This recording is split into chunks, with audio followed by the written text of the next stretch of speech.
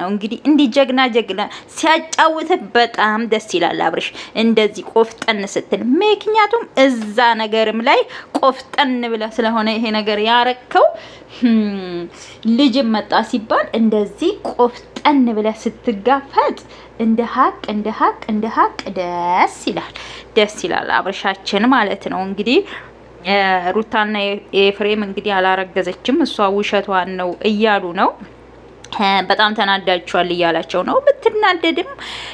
ይገባታል ሩታ ይገባታል ምክንያቱም ዛሬ ተጣልዳችሁና ነገ አትታረቁም የሚል ነገር የለም ትዳር ውስጥ ማለት ነው ሶ ብትናደድም ሩታ ምንም አይገርም ብዙ ነገር ካንተ ጋር ያሳለፈች ብዙ ጣውረድን ያሳለፈች ልጅ ናትና ዛሬ አንተ ኤፍሬምም ወንድሜም አንቺም ተናዳችሁ ነው የመጣችሁት ያስታውቅባችኋል ብለሃቸዋል እንግዲህ ቢንትናደድም ሩታዬ ይገባታል ኤፍሬምም ያንተ ህይወት ስለሚያሳስበው ነው በዚህ ልክ አንተን ሊናገር የቻለው ማለት ነው ሶ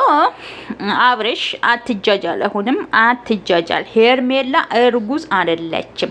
ብታረግዝ ራሱ እኔ ልጁ የአብርሽ አይደለም ብዬ ነው የማምነው ማለት ነው